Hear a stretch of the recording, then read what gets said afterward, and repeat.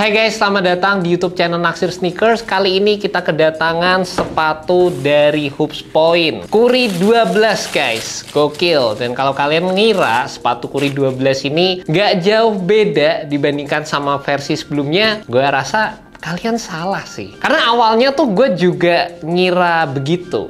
Cuma setelah gue menggunakan sepatu ini, ternyata ini merupakan seri sepatu Curry yang cushioningnya itu paling empuk dibandingkan dengan beberapa versi sebelumnya, terutama yang udah menggunakan flow cushioning teknologi. Jadi kalian bisa lihat untuk bagian bawah sepatunya ini menggunakan dual density foam, dimana foam yang bagian warna kuningnya ini terekspos. Dan kalau kalian tekan bagian bawahnya, ini tuh feel-nya lebih responsif, lebih bouncy, ada sensasi softnya juga. Dan ini tuh diimplementasikan di bagian foam compound warna putih yang ada di sepatu ini juga. By the way, buat kalian yang belum pernah nyobain flow cushioning teknologi dari Under Armour ataupun dari Curry brand, bisa dibilang ini tuh merupakan teknologi midsole ataupun cushioning yang buat gue sih nagih ya. Terutama kalau kalian tuh punya akses lapangan indoor yang bener-bener bersih, traction yang ditawarkan oleh sepatu ini itu bener-bener gokil banget. Bisa dibilang tuh jadi salah satu yang terbaik. Apalagi kalau kalian tahu lapangan basket indoor di Indonesia itu kadang ada beberapa yang kondisinya itu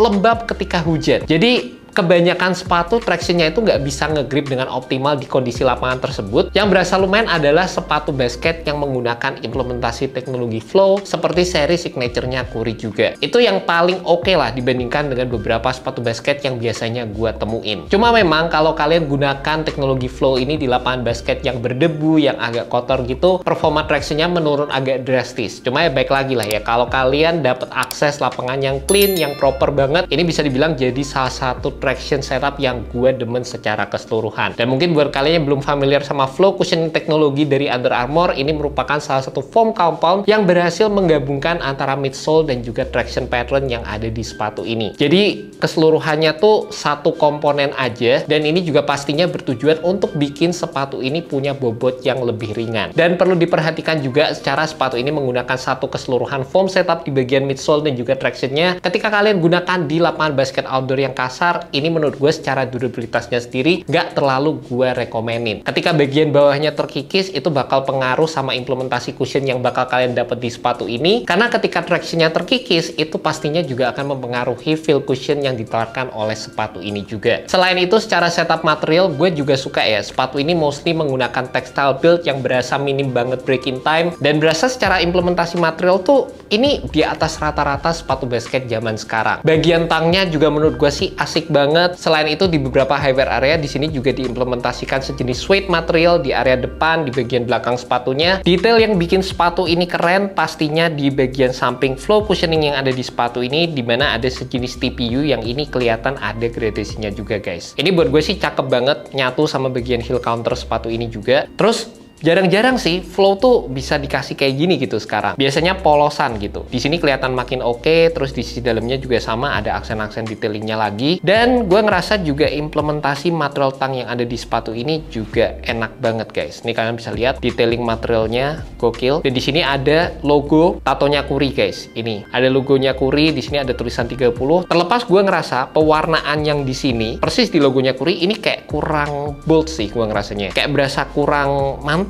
gitu. Di bagian samping di sini ada tulisan created for the greatest shooter ever. Ini namanya Curry ada di sini, dan detail sepatunya yang mungkin kalian bisa lihat juga ada dari sisi sculpting area inner lining sepatunya. Yang ini tuh juga bikin enak, terutama di bagian belakang Achilles kaki kalian guys. Ini kayak gini. Jadi nggak digging ke bagian dalam kaki. Untuk bagian bawahnya kalian bisa lihat ini flow cushioning sistemnya, flow teknologinya. Di bagian tengah di sini ada tanda tangannya Curry, ada plat juga yang pastinya ngebantu dalam memberikan torsional support, memberikan efek springy waktu kalian menggunakan sepatu ini. Terlepas gue juga ngerasa secara platnya nih kayak nggak tahu sih, buat gue kayak berasa standar banget, kayak kurang mewah sih kalau menurut gue ini sih.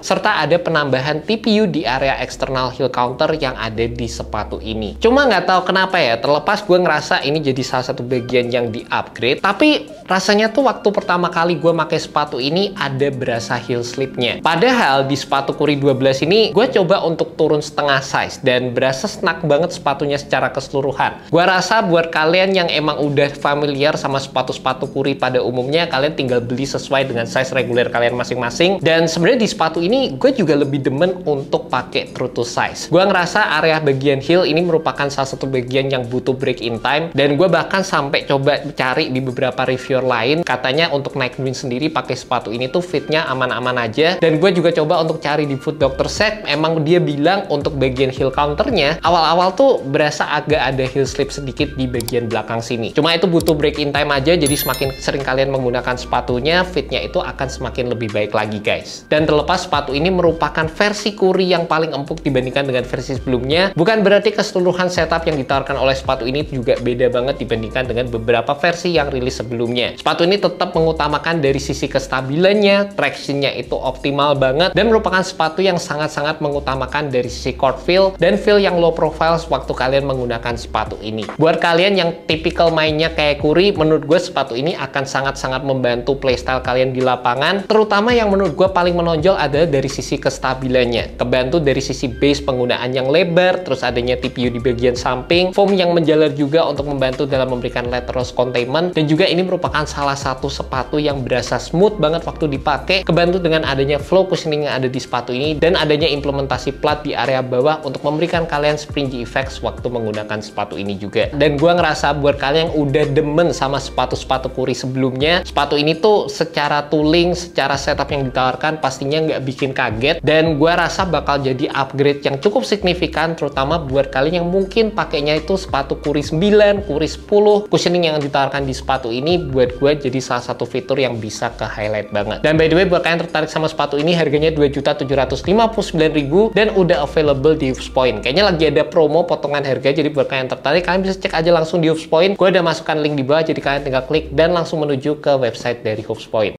Ada pertanyaan apa hari ini? Ini ada di YouTube beberapa lalu.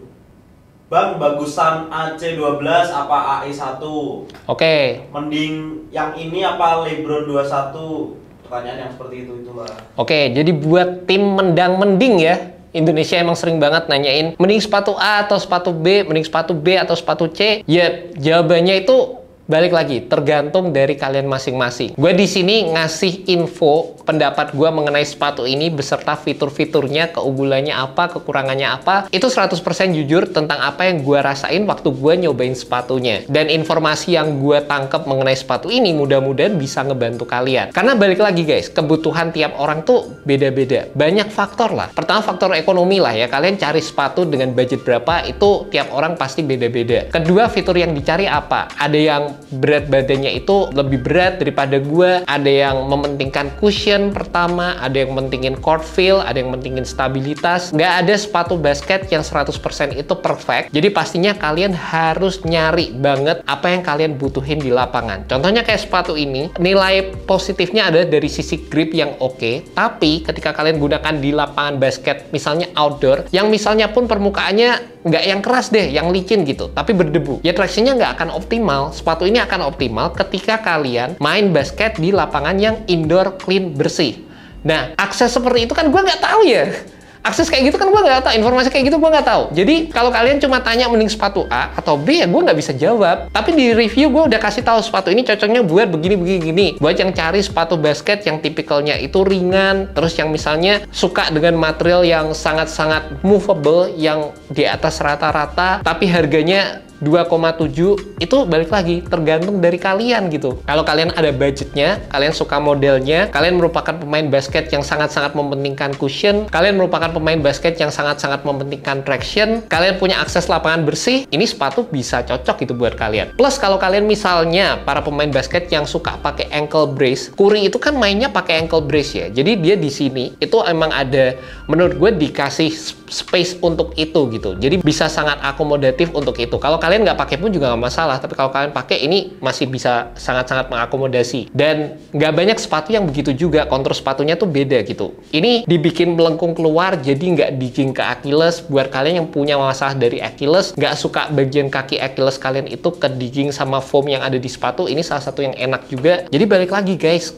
ke personal kalian masing-masing. Gue nggak akan bisa 100% ngasih jawaban, dan apapun yang gue rekomendasikan di sini, apapun yang gue bikin di sini, itu pure berdasarkan pengalaman gue, apa yang gue suka, preference gue lah. Tapi semoga informasi yang gua kasih, kejujuran yang gua kasih, itu bisa berdampak ke kalian juga. Itu aja yang bisa kalian ambil. Kalau kalian pengen ngebandingin sepatu A sama sepatu B, tinggal lihat reviewnya. Dua-duanya udah ada. Kita salah satu channel yang lumayan lumayan sering lah review sepatu basket. Ya hampir komplit lah. Nggak yang komplit banget, tapi ya cukup update lah ya untuk sepatu basket. Jadi itu tinggal kalian lihat sepatu A sama sepatu B, kira-kira mana nih yang lebih cocok buat kalian dari sisi-sisi playstyle yang kalian cari. Gitu aja sih sebenarnya. Jadi gampang banget gitu guys. Jadi itu guys jawabannya. By the way, kalau kalian ada pertanyaan lagi, nanti di akhir video YouTube gue bakal coba untuk cari pertanyaan yang menarik dan bakal gue jawab di sana. Kalian bisa tulis aja komentar di bagian bawah sini, nanti gue bakal pilih salah satu yang menarik, dan semoga kita bisa lebih banyak sharing-sharing mengenai persepatuan inilah ya guys. By the way, thank you so much buat kalian udah nonton video kali ini. Semoga video ini bisa membantu kalian dalam menemukan sepatu basket yang cocok untuk kalian. Alright,